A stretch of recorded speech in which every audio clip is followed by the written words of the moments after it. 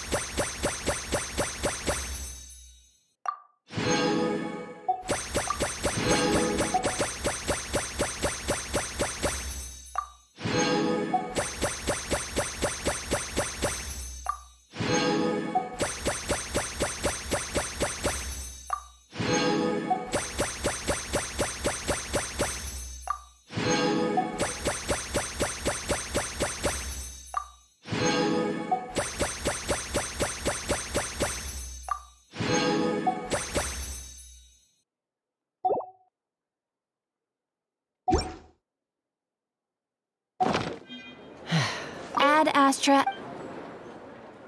Thank you for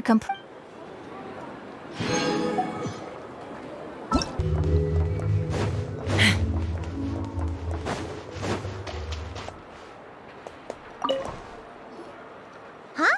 Isn't it Skirk? Are Paimon's eyes deceiving her? What's Skirk doing here in Nod Krai? Exactly. And Dory's here too. We should go over and say hi. Well, my. Such an exquisite radiant exoskeleton. Come, let me take a closer look, so I can make sure to offer you a fair price. Please, take a seat and rest a while. If you have anything you'd like to eat or drink, I'd be more than happy to... Let's not waste time. Just tell me how much you're offering. Of course. Just a moment. Remarkable. Not so much as a scratch. Even the very best bounty hunters would struggle to retrieve a radiant exoskeleton of such quality. Skirk! Dory! What are you two doing here? I came to look around Nod Krai, and thought I'd take the opportunity to make a little mora. What's this? My most valued customer is already acquainted with my most valued customer? Is Paimon hearing things? Or did you just say most valued customer twice? Naturally, my most valued customers are equally valued, so you both receive my most effusive enthusiasm. Please, rest here a moment while I work the price out. You've gotten stronger. It seems you haven't neglected your training since we last met. I see. Nod Krai is home to many worthy opponents. Should you overcome this trial, your strength will increase further still. So, how have you been, Skirk? When we last saw you, you said fate would decide how we'd meet again. Well, Paimon didn't think it would decide so quickly. Was it quick? It's felt like a very long time to me. My life will experience little change until a true turning point arrives. But as for you, you are at a pivotal point in your journey. Have care. Victory and defeat are seldom long-lived. Excuse me, dear customer. After careful consideration, I'm prepared to offer you 6 million mora for these radiant exoskeletons. I assure you that this is the fairest possible price. While you might be able to sell a single item for 700,000 or so, when it comes to buying in bulk... I'll take half of that in cash. I won't be staying long, so there's no point carrying around more money than I need. As for the other half, give it to these two in the form of food or supplies. You should have plenty of both in your stores. Of course, of course. I can see my most valued customers enjoy a very close relationship. Here's your Mora. Please, do stop by again. I'll be going then. Until next time. Huh? Won't you stay for a chat?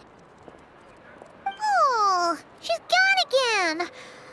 That skirk. That's just how she is, sweeping in and out like a sudden gust of wind. I'm used to it by now. Hey, that reminds Paimon. You haven't forgotten her somehow? Even though you've done lots of business together before? What's the deal with that? Huh? What do you mean? The all-knowing Lord Sangama Bay keeps every customer near and dear to her heart.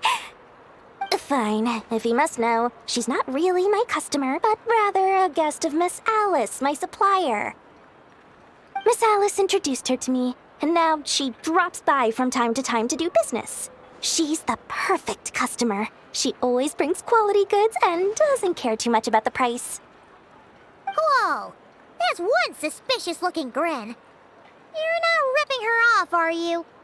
Ridiculous! A strong, mysterious customer like that who brings me valuable items? I practically worship the ground she walks on.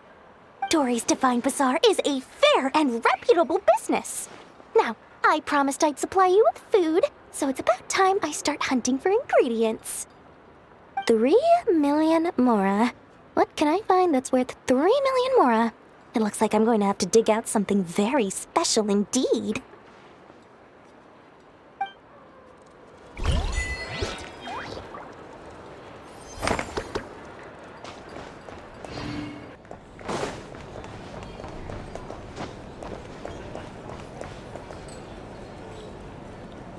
A base of dandelion wine, aged for 25 years, 1/7 part bittersweet liqueur, filled halfway with fizzy zaytun peach pop. All 3 of those ingredients are fairly sugary. It'll have a lovely sweet aftertaste, even a little too cloying. A spoonful of salt and half a spoon of powdered summer orchid leaf should cut through the sweetness in a way that's clear but not overpowering. I can imagine it now. A delightfully layered flavor. It's all down to the seasonings you sent me, Lady Nefer. Otherwise, I'd have no idea how to mix up a cocktail that so befits Nod Krai. Just a little gift. I'm glad you liked it. I'll be happy to send more when you run out. Many thanks. Though I think one taste is enough where these seasonings are concerned. Besides, you sent so much I could hardly finish it by my lonesome.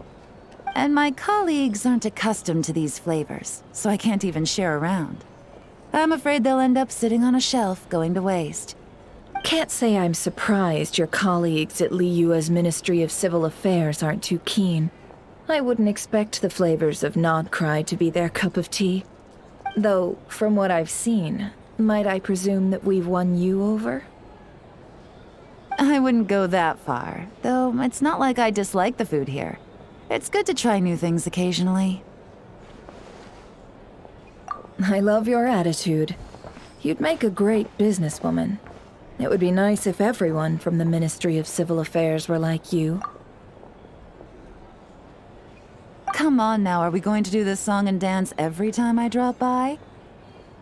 Stop fixating on the Ministry. Never mind them. Have you managed to carve out a single foothold in Liyue after all these years? You know what they say over there. A journey of 1,000 miles begins with a single step. If I don't test the waters, how will I ever know? Don't waste your energy. No matter how long those claws of yours are, you're never getting them stuck into Liyue. Is that a warning? It's advice.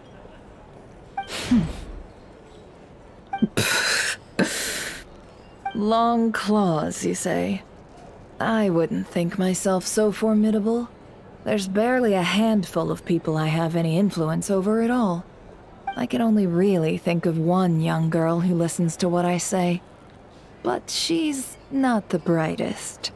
And I spend more time looking after her than getting any help. Oh, really?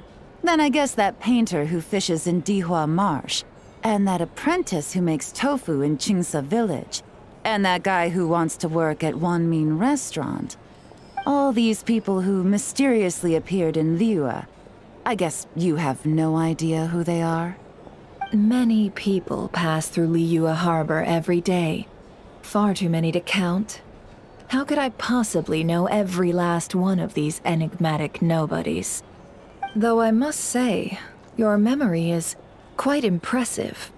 Your colleagues must sleep easily knowing they have you to lean on. Why, thank you. Though with you around, nothing is ever easy. I can only say that there's never a boring day. Is that so? Surely your workload has lightened now that you're far from the Ministry? If you've got time for another drink, I'd be more than happy to mix you one. Here's to a relaxing day for us both.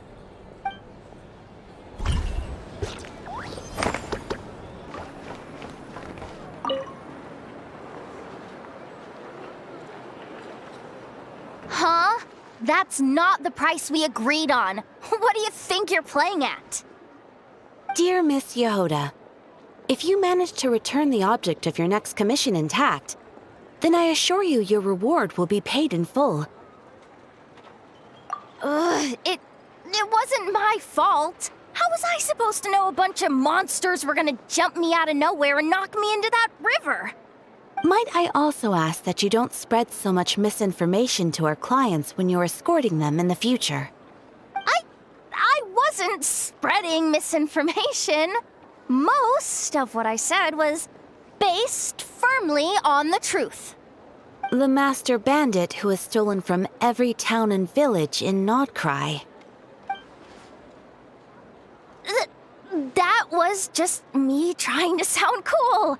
No one told me the client was from the Fontaine Guards. She wouldn't stop questioning me the whole way. That woman takes herself too seriously. No sense of humor at all. I can't believe she asked the guild to revoke my membership. The fixer who protects all of Nasha Town. I was talking about Boss Neff. I was telling the client about her. Regardless, Miss Yehoda, if you wish to take on any more commissions in the future, it would be best. I know. Be careful what you do and say. Boss Neff's always yammering on at me. But my mouth gets all itchy when I don't use it too long.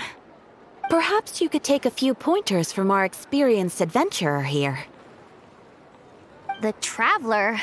I guess he's not the worst person to learn from. But you're gonna need to wait for me to take this reward back to Boss Neff first. She ain't gonna be happy that it's not the full amount. I feel a lecture coming.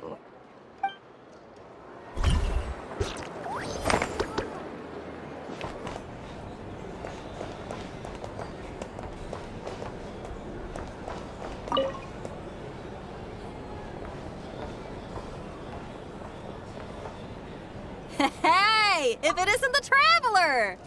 Didn't expect to see you here. This surprise meeting is pretty sick. I should spin it into a tune right here. I sure am. Having a ball, to be honest. Fun is where the inspiration lies.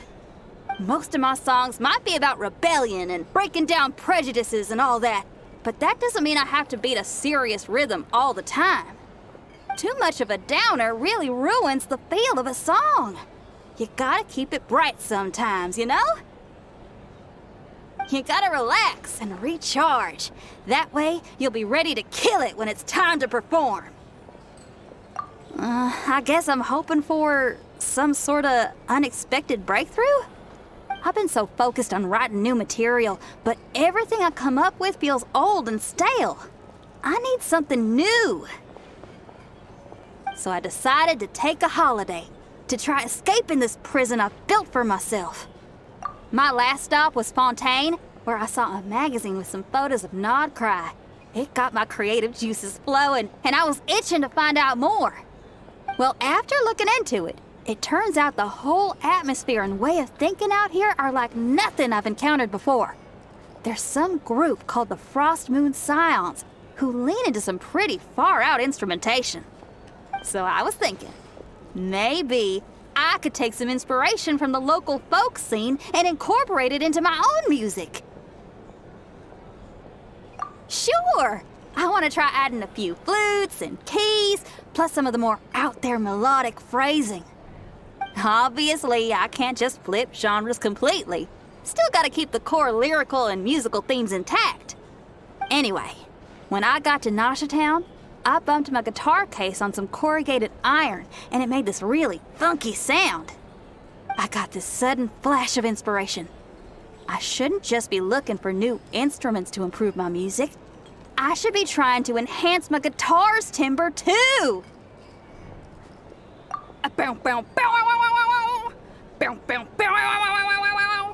Oh, something like that. It's kind of hard to replicate a guitar with your voice, you know? Basically, I'm going for something punchy, compact, clean, and absolutely savage. If I could modify my guitar's acoustics, ramp up the compression, and add a second sound hole to boost the lower end frequencies, oh, I think I can get a sharper, more metallic sound. Thanks for the support. Oh man, my motivation's like a double bass drum going at 200 BPM right now. Give me a bit to play around with this and hammer out the kinks.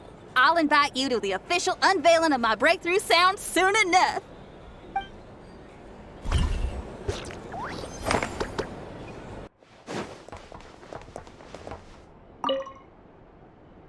The people of the academia may be clever, but those clever people simply can't stop themselves from doing stupid things. Thank you, most eminent Lord Sangama Bey, for improving my mood for the whole morning once more. Ah, and this bottle of wine from Sumeru. Its exquisite flavor is well worth the price. As long as you like it. Next month, I'll be sure to have my subordinates deliver more. Please don't like it, please don't like it! This bottle is so wallet-smashingly expensive, I wouldn't have bought it if I didn't absolutely have to pave the way for our future collaborations! One jug of wine's enough for today. Just put this round on my tab and we'll settle it at the end of the month. Oh, and don't include Yehoda's secret snack order. She's footing that bill herself. I know Dory spent a lot of money trying to get a deal from me. I shan't say no to free drinks, but perhaps it'd be best to leave her some room to wiggle. No problem. I'll send the bill over in a few days. Am I going crazy? Why is Never being so straightforward this time? Don't dwell on it, Dory. Just focus on getting the deal first. Why so hasty?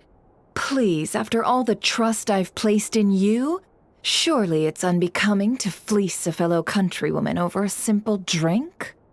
Dory, oh Dory, the deal is yours, but the money? Oh, we're going to split it. Oh, come now. Even sisters need to settle accounts clearly. Let's put the mora on the table first, so we don't run into trouble down the line. I don't like that look she's giving me. She wants a cut of the deal, doesn't she? That's going to be a pain. How much should I let her have? Just some hometown gossip. You're welcome to join us if you'd like. However, nothing we've discussed prior has been particularly interesting. Mostly more of the same. But really, I must know, Miss Dory, why did you want to get involved in that fiasco at the academia? It's a simple feat to lift a sleeping serpent from its nest, but what happens when it wakes up? Had you no fear of getting bitten? She just won't stop. Why is she bringing this up again? I already answered this question. Wait, now that the Traveler's here, could she be using this information to exchange for some favors down the line? Oh, well, the Traveler's the one listening in. Oh, what harm could that do? May as well help our personal relationship along, even if it costs me a secret or two. Why, business, of course. Sometimes you just need to learn how to wrangle snakes. That fiasco gave me one of the biggest orders of my entire career. Oh, fascinating. So, did you profit from it all? I heard that after Azar fell, a certain group of cowards fled Sumeru. That must have played havoc on your trade routes, with no small amount of goods lost in the process. Right, and a sizable sum of Mora, too. But that's just life as a merchant. You win some, you lose some. Even big losses are small problems. With money, more helping hands can be found and more goods purchased. But I had to retain the ability to do business in Sumeru. Much like Genius Invocation TCG, then? It doesn't matter if you win or lose or how many cards you have in your hand. Retaining the right to sit at the table and play is a victory in its own right. That's right. As long as I can still do business, I can recoup my losses eventually. But I'll never leave the card table I sit at. Sumeru, that is. If I did, I'd really be left with nothing. My. I didn't know you loved your homeland so much. Well, I love Mora, and I'm the best at earning Mora in Sumeru. Your senses are certainly sharp when it comes to business, Miss Dory. Even now you prove yourself worthy of the title you claim. And those cowards who fled will never be able to play at your table ever again.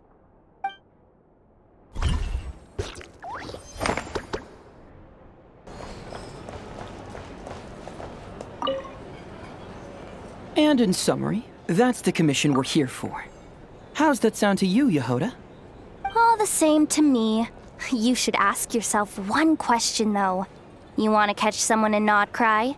How many lives are you prepared to lose for it? Well, I once read a story. It told me that if I find a deer with divinity, I could use its antlers to take my place for one death. And what do you know? Deer happens to be one of the Inazuman characters in my name, and I've got my own life to spare. That makes two. Oh, Traveler, what a coincidence. What are you doing in Nod Krai?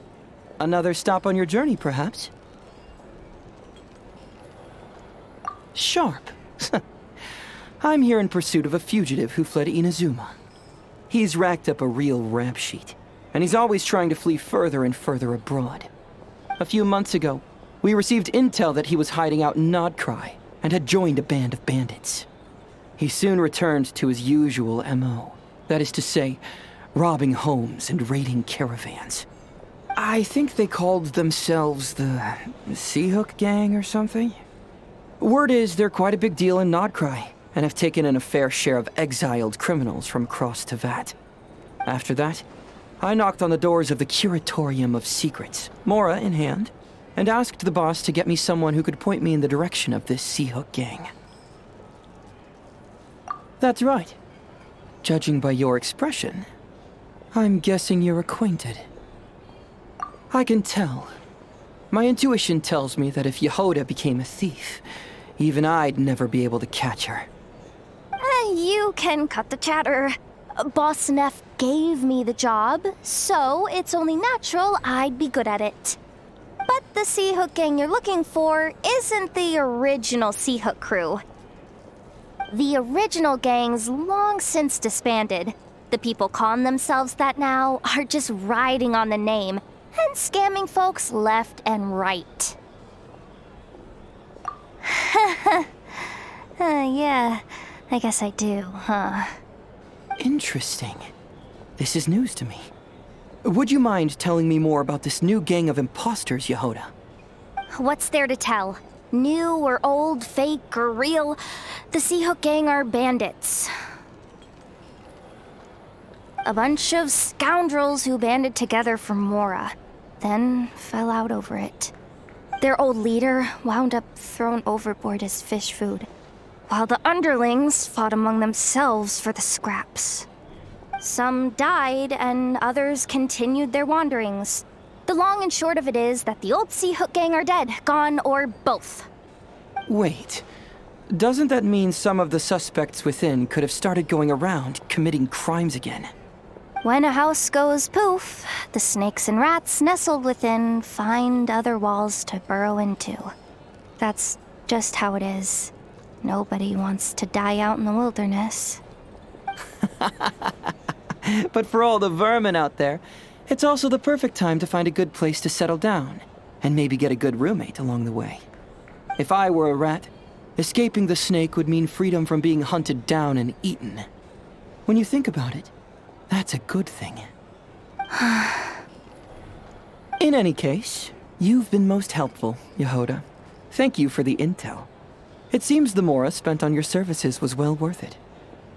It's honestly a real load-off to know that these people are just imposters using the Sea Hook gang's name.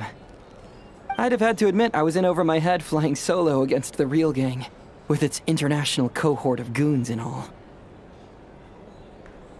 Well, wait. You think you can take them on as they are now, all by yourself? Yeah, more or less. After all, I'm only looking for our Inazuman fugitive. I'm not here to bring the whole gang to justice. That's a bold statement, but whatever. I'll help you track the imposters down. What happens after? That's got nothing to do with me. Your kindness is appreciated, but this time I'd rather this be a solo outing. Now, I suppose that's that. I'll leave locating them to you, Yehoda. As for me, I'll get to thinking of how I can haul this scoundrel back to Inazuma and have him confess his crimes.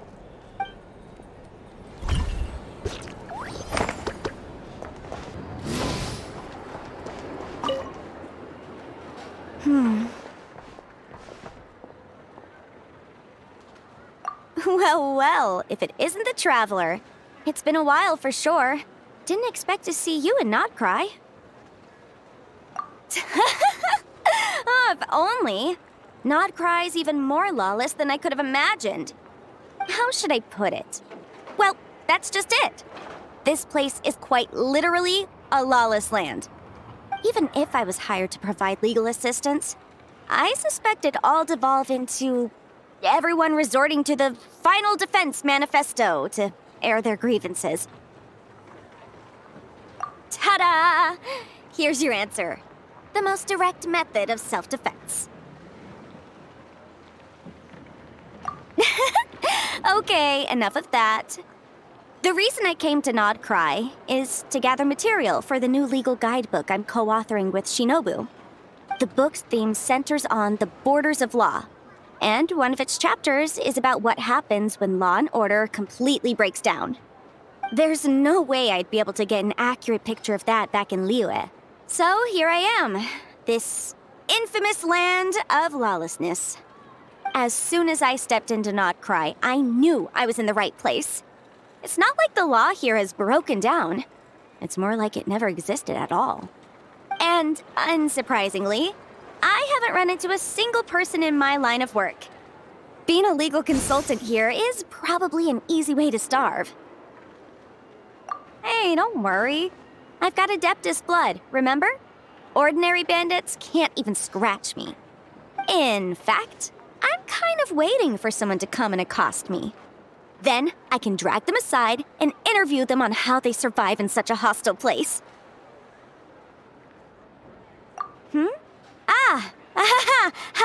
Yeah, you have no idea. I spent so long convincing her to let me leave. I'm sure my horns grew out a little. Why, yes, we talked it through. I definitely did. Yes? Yeah. Granny just loves me to bits, you know, and we spoke for ages. Anyway, I'd love to stay and chat, but I've got an appointment with, the Curatorium of Secrets, that's it. So, without further ado, I'll be getting a move on. See you! Bye!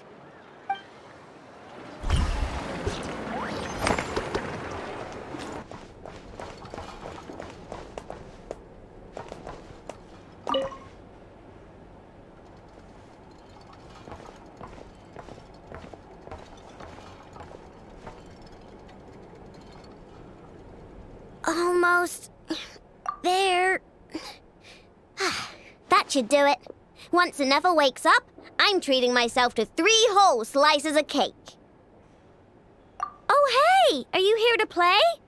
Sorry, but I'm busy right now. Just give me a bit. I'll be done soon. Anefa's fine, by the way. Just undergoing some routine maintenance. But a few days ago, Yehoda called her an unfunny, dum-dum, metal-faced lunkhead. Right before starting her maintenance, she asked me if I could upgrade her sense of humor. Yeah, glad we're on the same page. Anefa's the best. Okay, I'm going to activate her. Anefa, wake up. Time to get out of bed.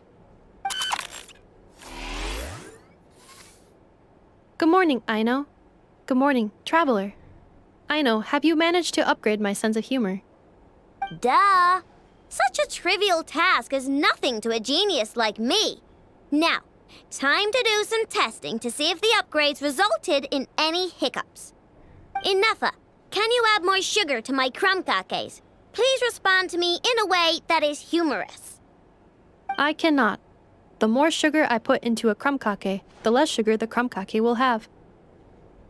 What? The more sugar I put into a crumb cake, the more prone Aino will be to toothaches. The more toothaches she has, the less sugar she can consume. The less sugar she can consume, the less sugar I can add to the crumb cakes.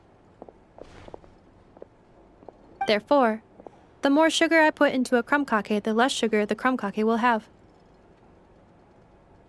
Okay, that's not supposed to happen. Help me with another test, will ya?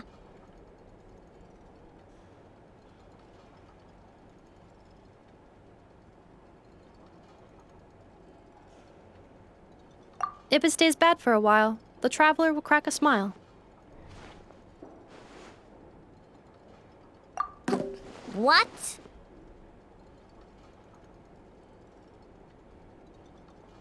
You are not laughing, so I suspect I was not understood.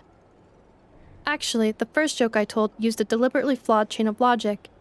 After confusing the relative relationships between crumb cakes, sugar, Aino, and Aino's dental health, I drew a ridiculous conclusion. That the more sugar I put into a crumb cake, the less sugar the crumb cake will have. For the second joke, I used a rhyme scheme between the similar sounding phrases, bad for a while and crack a smile, to express humor. Okay, well, the jokes are funny, but the punchlines don't work if they aren't explained. Yes. However, according to my database queries, such statements are considered humorous due to their chaotic structure and lack of direct causal relationships. Such chaotic sentences serve as a form of guidepost, while the humor lies in the explanation that follows. Oh. Huh. Interesting. Anefa, write some of these chaotic jokes down. We'll get Yehoda to be our guinea pig. Traveler, why are you covering your face? You got a toothache? Have you got on... Huh? What's wrong? Don't tell me you're getting sick or something. Anefa, go make him something warm. Understood. Maybe he ate too many hara fruit, a type of plant from Sumeru. Huh? What do those have to do with any of this? Because eating them can make you feel horrifyingly cold.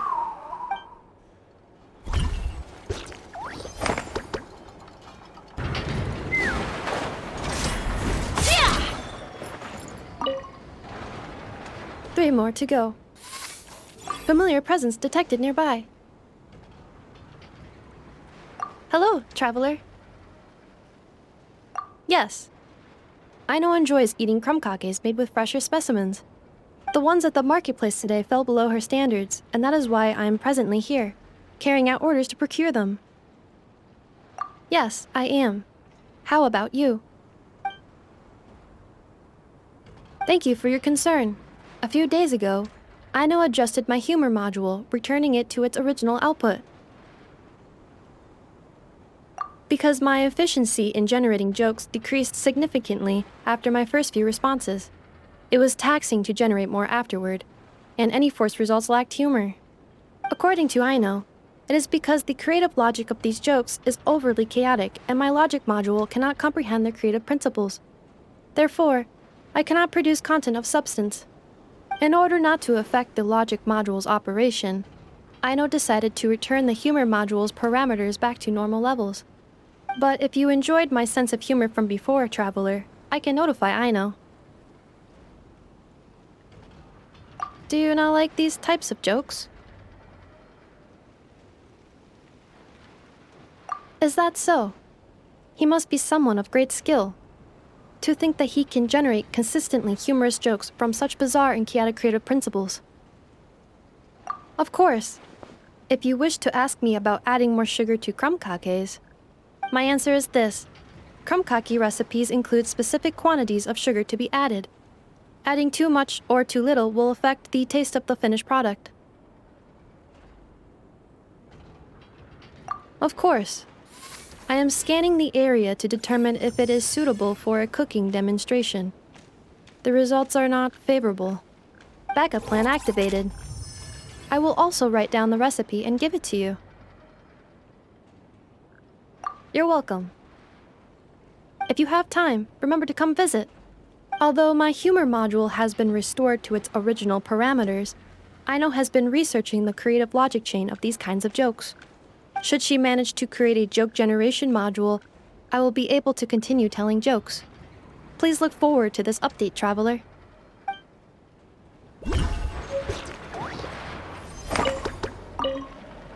According to my list, I need to gather 3 more laccaberries. Until next time.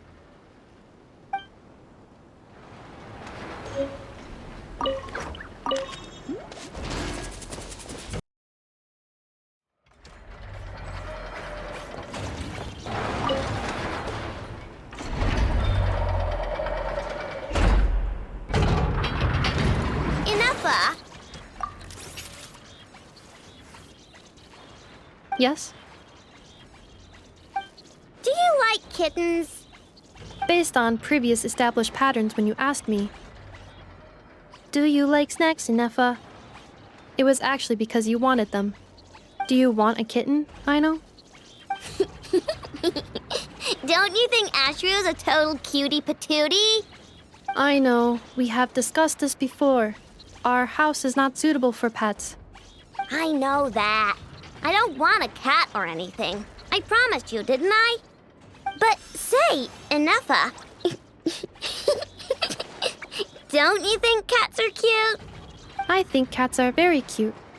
However, it would be even cuter if you could make me a vacuum cleaner that does not get clogged by cat fur. I'll make that for you later. But before that, let me ask you a question. Inefa, do you want to transform into a cat? I know, I do not understand. What? Inefa's gonna become a cat? Traveler? Paimon? Are you here to play? Gotta say, your timing is perfect. Do you like snacks? I got snacks. You can have some. Paimon loves snacks, but maybe she shouldn't. What? Hey! When did you get a snack intake calculation module installed? Oh, good thing Paimon ate before coming here. Otherwise, she wouldn't be able to say no.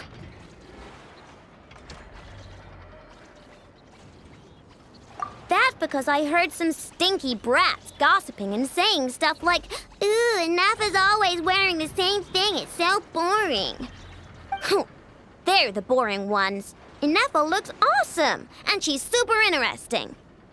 But I, gave it more thought, and when I was making Inefa, I never asked her if she wanted to look like this.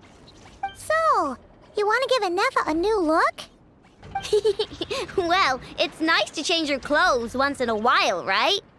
But I'll only give Inefa what she wants. I'm a super open-minded parent after all. The body you made for me is perfect and convenient. I pay such aesthetic concerns no mind. If I hear something terrible, I will simply delete it or deactivate my auditory systems. Thus, this is a non-issue for me. So when Ino nags you about making crumb kakes, will you also turn off your auditory system? No, I listen to everything Aino says because she's an important member of my family. And what you say is also of great importance to me. You are all my dear friends.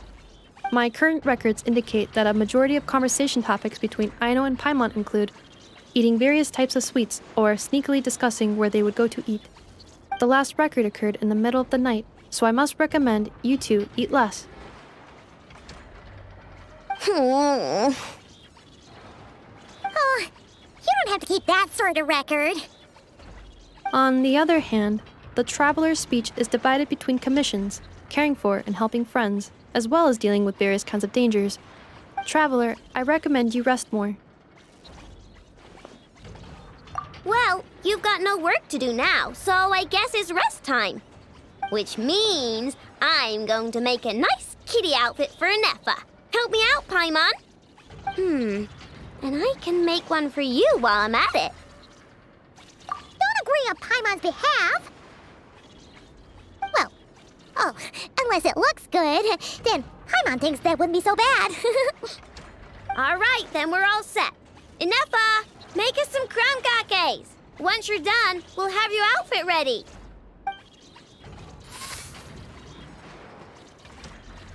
Let's see. I've got my wrench, my pliers, and my krumkake bolt. Huh? Why is there a krumkake bolt here? Ooh, and here, you can have this as a souvenir. It's just something I cobbled together when I was bored. It probably does something, but I can't really remember what right now. I'll tell you if I do, though. The most important thing right now is to make super cute cat outfits for both Nefa and Paimon.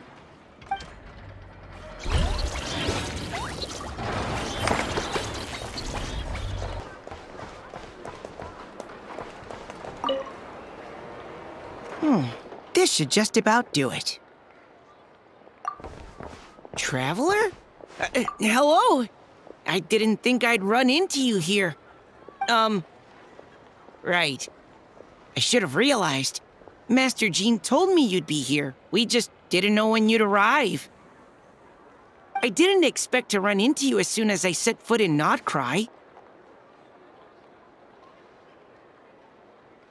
Yes, the Grandmaster sent you a letter, didn't he? He also sent one back to Mondstadt, telling us all about how you were doing. Of course, all the knights back home are still figuring out how to support you. But the Grandmaster wrote that we shouldn't be hasty and that he already had everything in hand.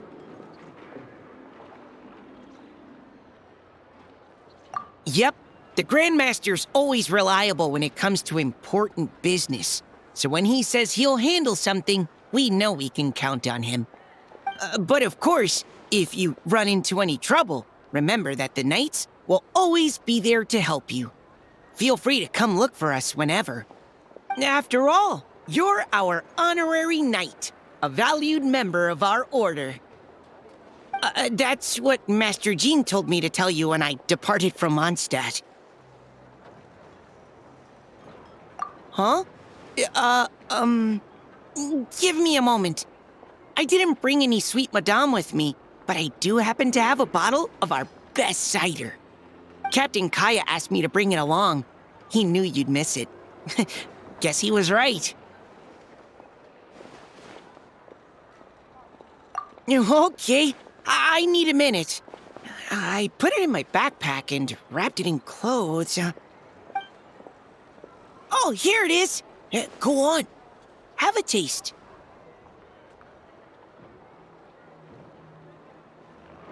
I did, of course. When I was leaving, the Grandmaster specifically asked me to bring some bottles of our very best dandelion wine for him.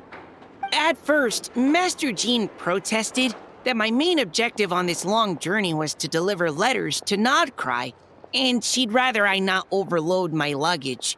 She said someone else could transport it later. But after giving it much thought, I packed 2 bottles of wine for the Grandmaster anyway. Otherwise, he'd be talking my ear off about how wonderful dandelion wine is while waiting for it to get delivered. Oh, right. If you crave fresh sweet madams and steak, do come back and visit the Knights of Favonius' headquarters when you're free. That was what Amber wanted me to tell you. And that's all the messages I have for you. I should get going.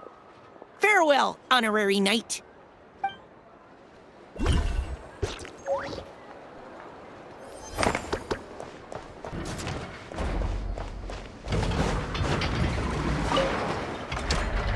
How's the little deer, Ineffa? Its wounds are beginning to heal. Condition? Stable. So, that doc's medicine worked after all. Is it still in pain? Pain is unavoidable. However, it will surely recover soon. Okay, Ineffa. Next up, make us some cakes. Oh, and crown gakes too. I bet it's gonna be starving when it wakes up. You are speaking on your behalf, Aino, not the deer's. But rest assured, I have a recipe for animal food, which I will prepare shortly. You cannot consume food meant for animals, Aino. Hey, I wasn't thinking about stealing a sick deer's lunch, okay? We are. We encountered this deer under a cliff. It appeared to have fallen to the bottom of the cliff and it was badly injured. Therefore, we brought it to a town to visit a doctor. We also acquired medicine for it. Our current plan is to care for the deer until its wounds heal. Afterwards, we will bring it to a nearby forest before returning it to its herd. I know, we have discussed this before. I can take care of it. I'll get up early to feed it. Heck, I'll even brush its fur. The previous time you got up early to feed it, you hugged it and fell back asleep. Both you and the deer only finished half of your breakfast portions. Well, that was that's... When you were brushing its fur yesterday, you played ball with it, successfully distributing its fur to every corner of the room. And it clogged my vacuum cleaner when I tried to clean it up.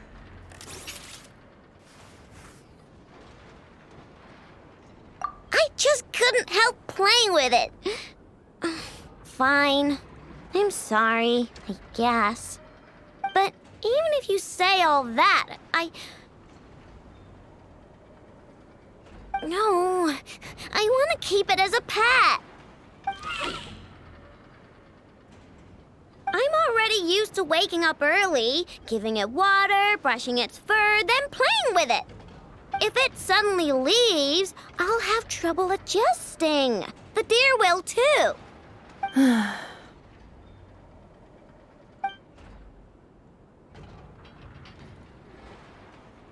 Look, even the deer doesn't want to go. I am incapable of understanding deer speech, I know. Well, just look at it. Haven't you heard actions speak louder than words? It loves me this much. If only the deer could talk. It could do all the persuading then. And then I could tell it to stop helping you eat the vegetables in your breakfast every morning. What? Ineffa, how'd you know? I did not know. It was merely a guess. You have proven it correct. Ugh, you're such a big, sneaky, lying meanie, Ineffa. Tomorrow morning, I will supervise both of you as you take your breakfast.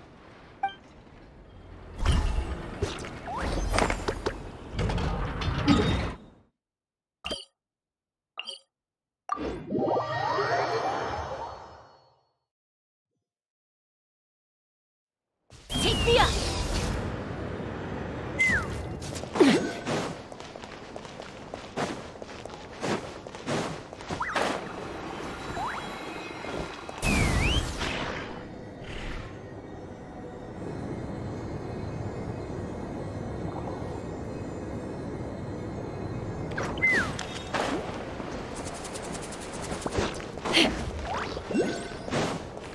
Another task done and dusted. It's time.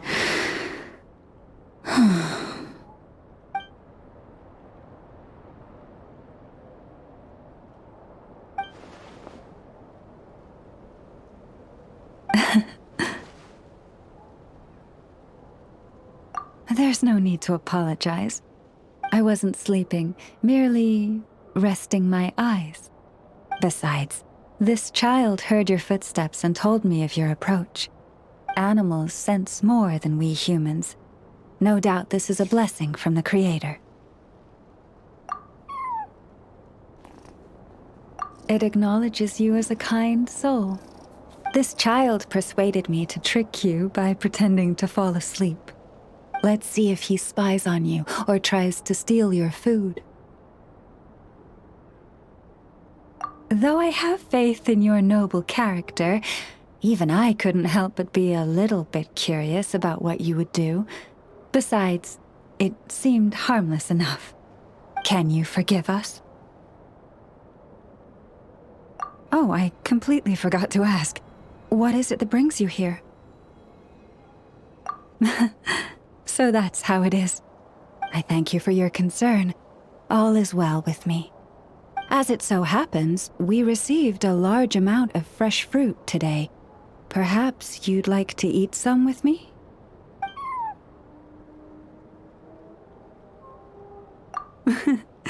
It doesn't wish to leave us. After a lot of lounging around, it's enjoying the commotion.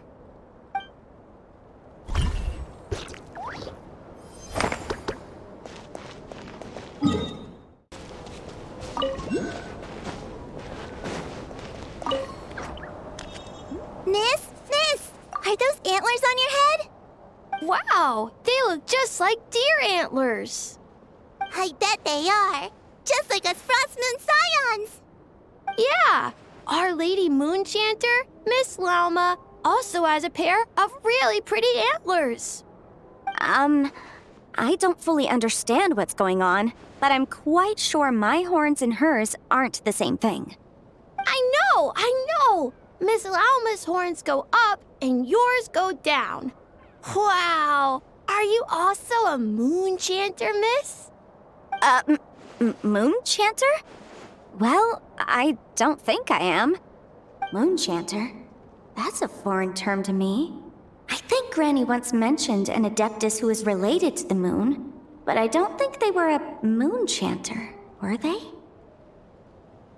Oh, no, wait! Granny told me not to tell outsiders about Adepti. So what should I say to these kids? But your horns are just as pretty as hers. Miss, can you talk to animals like Miss Lauma can? Oh, hey! My savior's here! Hey, traveler! Over here! Let's skip that first. I need you to save me right now. If these kids keep asking me questions, I won't be able to hide my identity as an Adeptus for much longer. Ina, Kari, it's good to be welcoming to our guests, but if you ask too many questions, you may come off as impolite. Miss Loma! Yeah, you're right. Sorry, Longhorn Miss. We asked too many questions. Sorry. It's just that we've never seen someone from outside the Scions with horns, so... All right. Come, Ina, Kari. You two should go home. I saw your parents on the way here. They must be worried sick searching for you. They're searching? Oh no! It's way past dinner time! We're dead meat. Daddy's going to scold me. Bye-bye, Miss Loma. And bye-bye, Longhorned Miss. Thanks for your help, Lauma. I don't know how I would have wriggled out of this otherwise. I should have stayed in the library to search for information like you advised. Didn't think I'd be ambushed the instant I stepped outside. No need to blame yourself, Yanfei. The children are merely curious beyond their years and unaccustomed to seeing outsiders with horns. I apologize on their behalf for the discourtesy. It's fortunate that the Finches came to tell me you were surrounded by Ina and Kari. It seems my arrival proved timely. It's all right. I should have known better. That we are. Yenfei came to visit us Frostmoon's scions 2 days ago, saying that she wished to gather some reading materials. Since she came to study, I invited her to stay. Lauma's been a big help. I've gleaned lots of valuable information from the Scion's library. Maybe even stuff that'll give Shinobu a surprise. You're too kind, Yanfei. You were merely browsing our archives and writing down some of our customs. Although, I do not understand these borders of law you mentioned. As long as your time here has proven fruitful, then all is well. The borders of law are essentially... On second thought, it's not the sort of thing where a short explanation will suffice. Once the book's done, we'll just send you a few copies. It should be clear once you read it. It's a universal law book that should be concise, engaging, informative, and easy to understand. We'll cover legal concepts, as well as the regulations present in many nations. Is that so? Well, then I look forward to reading your work, Yanfei. I believe the children will be interested too. I promise it'll be interesting. I guess I should head back to the library and continue my transcribing for now. See you both around. I hope our Adeptus finds what she's looking for. She told me everything on her first visit. I must admit, seeing an Adeptus with horns fills me with a sense of familiarity. I listened to her many stories of Liyue's Adepti, and in exchange I granted her access to our library. In that, she has thus far proved most rule-abiding. A praiseworthy virtue, I must say. Is that so? Well, that's wonderful. She did mention a certain white horse Adeptus while telling me of Liyue's legends. If memory serves, our books do chronicle a divine envoy who once dwelled on the moon.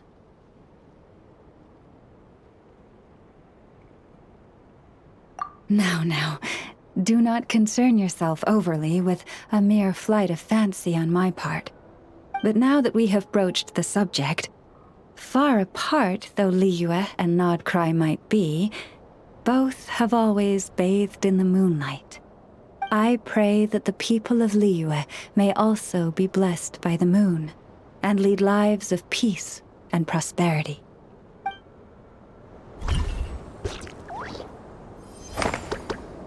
Come, children.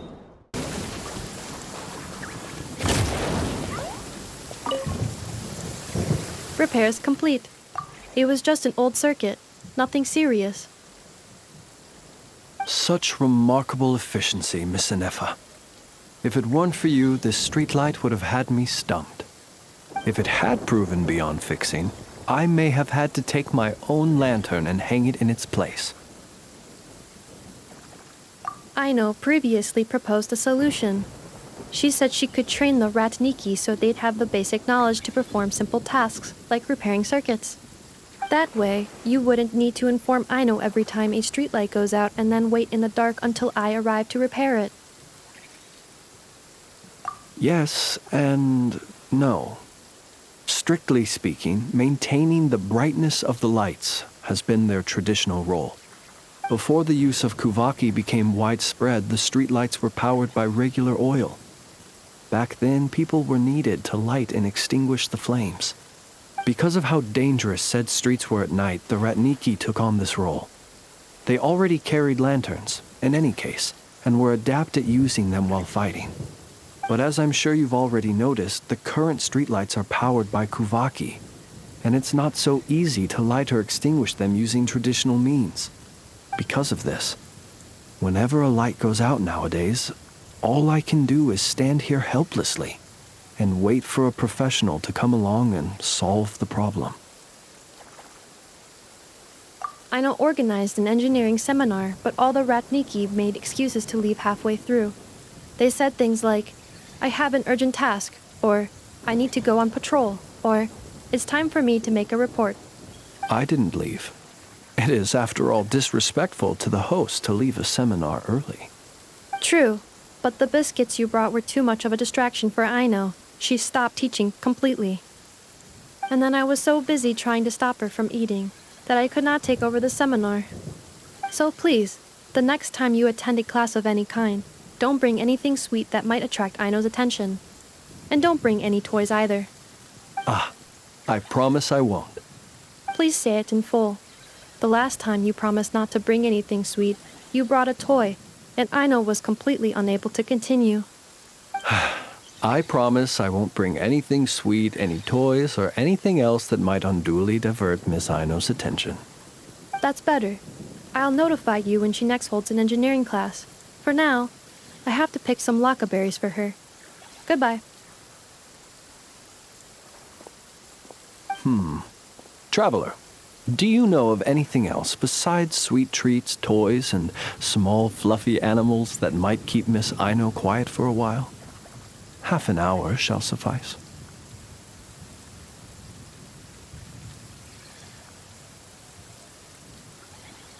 A companion? Oh, that is inspired. Perhaps I should ask Miss Nefer if she can send Miss Yehoda to accompany me. Naturally. The only reason I wish to ask Miss Yehoda to attend is that if I am to swim in the great ocean of knowledge, I'd very much like someone else to enjoy Miss Aino's educational ablutions. Considering the strength of Miss Yehoda's relationship with the two of you, I believe she would be the perfect candidate to go with me.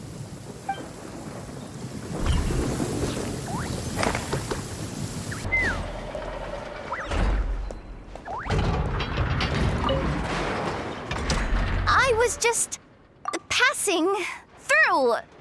Seriously? How many times do I have to say it to get it through your thick metal head? Drat. I felt bad when I spoke to her like that last time. And I really want to say sorry, but it's so hard to say it out loud. Anyway, I'm dumping off some excess scrap I don't need. Got them during a commission. Yeah. And I even went out of my way to get these components. What am I doing? Come on, Yehoda. It's not that hard. Just gotta apologize to Anefa. Thanks a bunch. Traveler, you're here too? Wow, today's a great day. Inepa, get more crumb cakes ready. How does he say this stuff so naturally? Come on, I gotta get it together. Anefa, about that time I,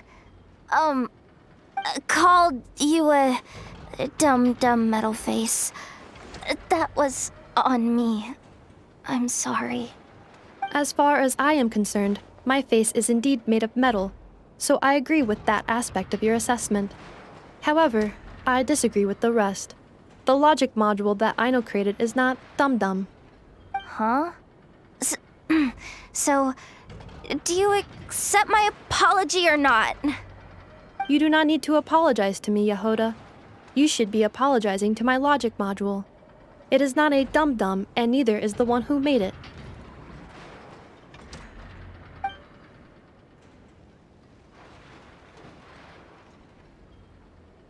Only because she asked me to. She didn't want to disappoint Yehoda, so I raised it. Just a little bit. So you're just making fun of me? I am not. As a matter of fact, the aforementioned module truly is all Yehoda needs to apologize for. A portion of said module's external monitoring port is located in my eye. Please make eye contact with me and apologize to it. Yikes. Okay. I'll just spit it out. I'm sorry. Logic module that I know made for Anefa. Very well. My logic module and I forgive you, Yehoda. Have this lakaberry crumkake as your reward. It's freshly made. Aino, traveler, you two are welcome to have some as well. Finally. I finally managed to say it. Even though it turned out a little weird, that took more out of me than exploring a whole ruin. I know. Still, is it just me, or is she a bit chattier than usual today? Funny? Is she supposed to be funny? Wait, why are you bringing this up? And Anefa, don't take the crumb kakes away. I haven't eaten mine. No. After all, you now need to apologize for something else. Huh? I know. Please adjust my humor level back to its default value. Yehoda, please take a seat. Don't point that vacuum cleaner at me! I know! What the heck's going on? You will not leave until you are amused by my humor.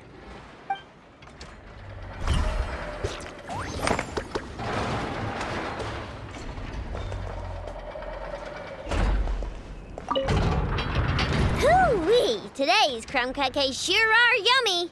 Enough gotten a lot better at cooking, hasn't she? Nah, they'll be fine. They're just like that. Let them work things out. That just means we get to eat their share of the crumb cupcakes.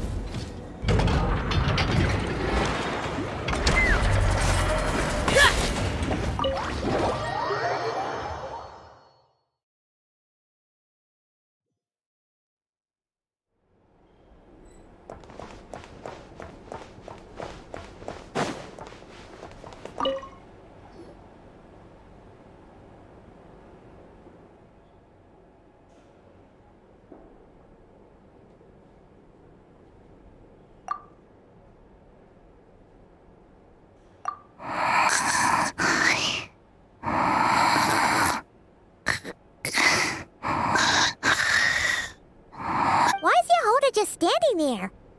And she's asleep? Hey, what's going on here? Paimon feels like it's a bad idea for us to leave. Maybe we should ask Aino for help. Keyword detected. Meditative state suspended. Whoa! You gave Paimon a fright! No. However, it was Yehoda's request. She asked me for a detailed analysis of the steps required to meditate and to mentor her as she practiced relieving her stress. Yehoda's so stressed that she's gotta meditate to cope with it all? I do not know. However, Yehoda said she has been suffering from insomnia for a while and was willing to try any solution she could. First, I let her stand in my kitchen, close her eyes, and focus on the fragrance of crumb kakes. By stimulating her olfactory module, I believe there would be a decrease in activity in her cognitive module. It successfully stimulated her appetite. She consumed the finished crumb kakes with incredible efficiency. Unfortunately, she consumed too many and proved unable to sleep that night. That's normal. We're not robots like you, after all. The more we smell food, the more we want to eat it. That is indeed true. Afterwards, I try to have her perform intense mental or physical exercises before bed. For example, cutting lumber, jogging, doing push-ups, boxing, and so on. Her body should have been able to enter sleep mode more easily following such sizable expenditures of energy. It did not. She finished half her exercises, realized she had an unfinished commission, and so rushed off to complete it. After she returned, she crouched down in a corner, hugging her knees, and said, I was so tired from all that training. My legs gave out while guiding my clients through the ruins. I basically crawled the whole way. If Boss Neff finds out, I'm dead meat. Following this, she was once more unable to sleep. In the end, we decided to give meditation another try. Boss Neff. No, wasn't me. didn't steal your tea. Ugh. Seems like the meditation was pretty effective. Yehoda's fast asleep. I do not think Yehoda's sleep is related to her meditation. First of all, the meditation steps I analyzed are not suitable for her. The goal of meditation is to enter a deep state of tranquility, which can be used to enhance self-awareness. For an ordinary person, this deep state is close to dozing. For me, this would be closer to a low-power standby mode, where one cuts power to certain components. That said, were we to shut down some of Yehoda's components, I believe it would pose a threat to her personal safety. So, meditation wasn't supposed to work, but Yehoda fell asleep anyway? Could she have been so tired that she just passed out? In truth, I do not understand either. All I can do is tell you what happened before. When Yehoda lay down and tried to fall asleep through meditation, she suddenly said to me, "Don't run off too far, or I might get ambushed in my sleep. And then I'd be dead meat." I answered her, "Very well, I will remain here by your side." After that, like I do with Aino every night, I held Yehoda's hand as she slept. After a while, she did, indeed, fall asleep. Dummy robot. This is something I did myself. Yes. And if either of you need help sleeping, please consult me at any time. However, do note that I can only hold 2 hands at once. Oh, by the way, I have leftover krumkaki bolts from the batch I made earlier. I gave one to Yehoda. You can have the other. Goodbye. I hope you have sweet dreams tonight.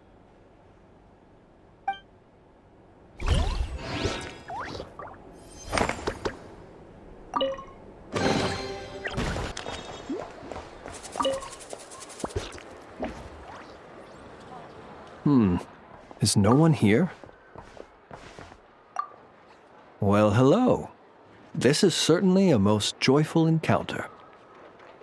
Seeing you lifts my spirits after a somewhat disheartening trip.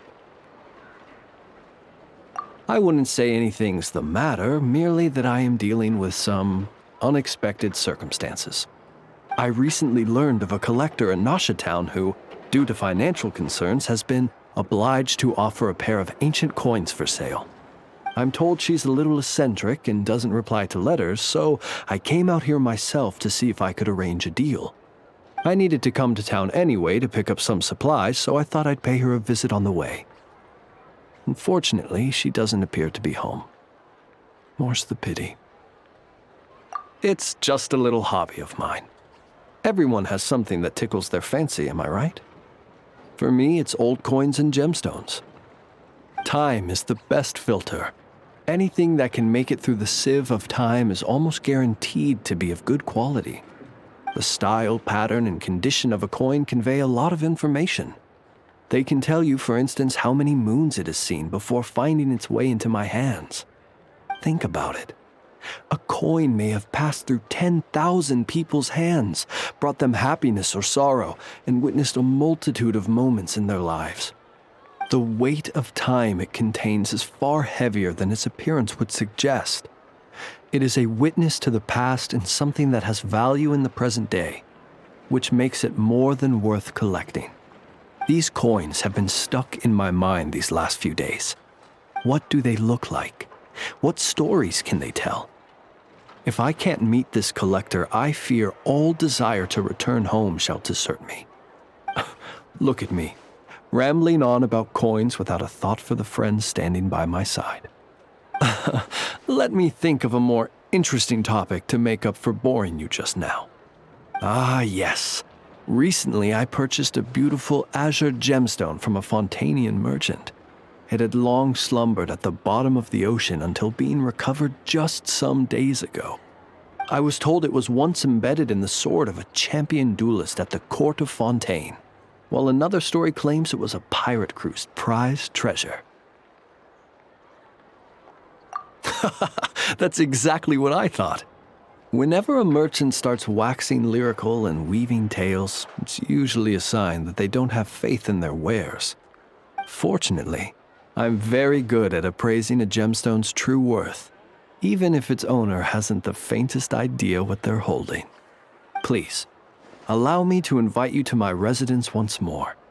I have a feeling you'll appreciate the gem itself, and you may well find my valuation of it quite interesting too. I'll be waiting for you.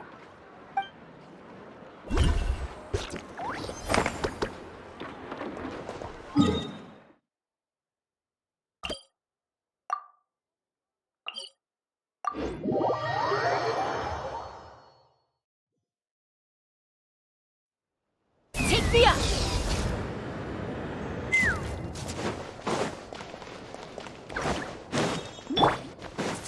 Light it up!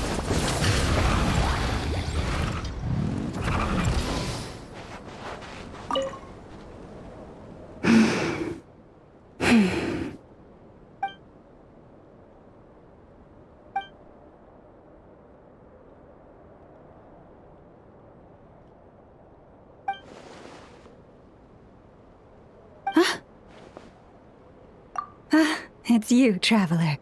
I trust you're well.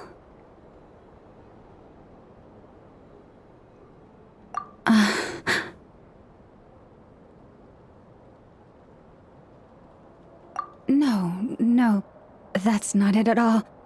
It's just, my antlers are quite heavy. I almost toppled over. It gave me quite a shock.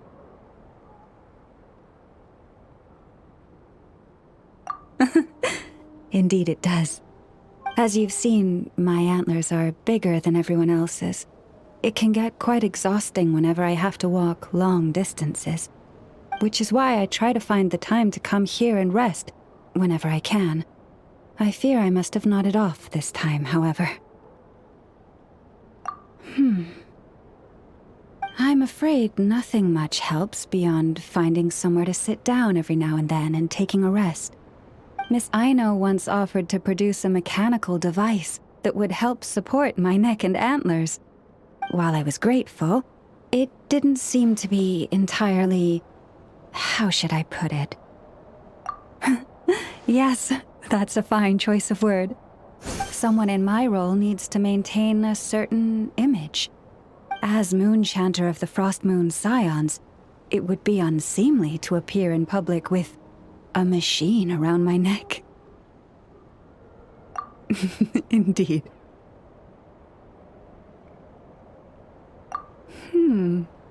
That's actually... I must say I found that quite the amusing mental image. Thank you. A good laugh was exactly what I needed to chase the tiredness away. Don't be a stranger. Feel free to drop by whenever you're passing through. I'll make sure we have all the fresh fruit you can eat.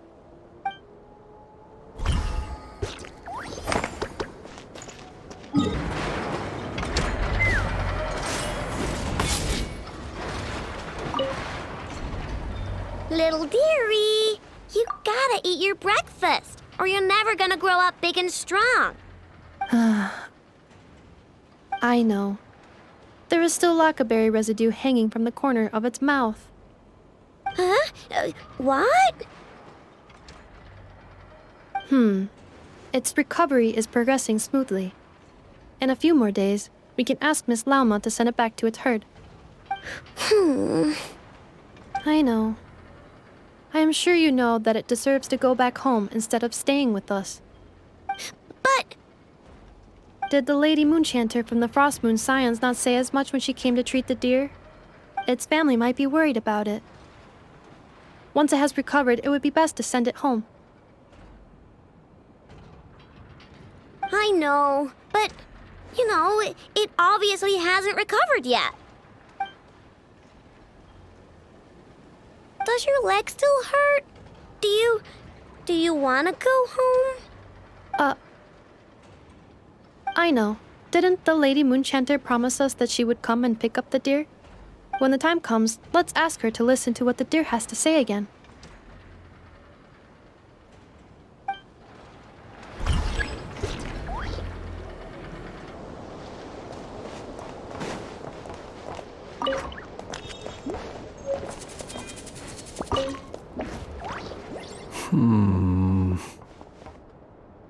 There is indeed quite a lot. After accounting for daily necessities and emergency supplies, there's still enough to set aside in case of sudden visits from my colleagues. After all, my personal requirements are modest. It would be a waste not to save the excess and use it to help others in need. Lamp oil, candles, leather, paper, and pens. Oh, and a few bottles of strong liquor, and some emergency food, of course. Judging by your expression, I can tell you're wondering. What emergency food did you buy? Exactly. These supplies need to stand the test of time, so all of this food has undergone special processing. I assure you, unless you're on the brink of starvation, you don't want to try it. The cured meat, for example, is as tough as tree bark, and the biscuits taste like tossed-out newspaper. Even if you soak them in milk or vegetable soup, the best you could hope for is soggy newspaper. Well, there are times when one has no other choice. I've tried to extract nutrients from this food before. Well, eat might not be the best word to use. I have a somewhat more efficient method. Here, I'll show you. I suppose you could call it cooking with fire. There have been a few more desperate moments when I've been trapped alongside other poor souls. You should know, if I were to use the method I've just shown you in front of my colleagues, it might leave them feeling uneasy. And so I have at such times been forced to attempt to swallow this food, as they would. Though try as I might, I really was unable to swallow it. In the end, I broke it down into smaller pieces, some of which I stuffed into my mouth and some of which I dropped into my lantern when no one was looking. Unfortunately, my colleagues noticed how slowly I was eating and mistook my reluctance for concern, believing I was eating less to allow them more. After that, they patted me on the back and enthusiastically filled my arms with more cured meat and biscuits. Indeed, I was grateful for their noble act of kindness, and can clearly remember the taste of cured meat and biscuits to this day.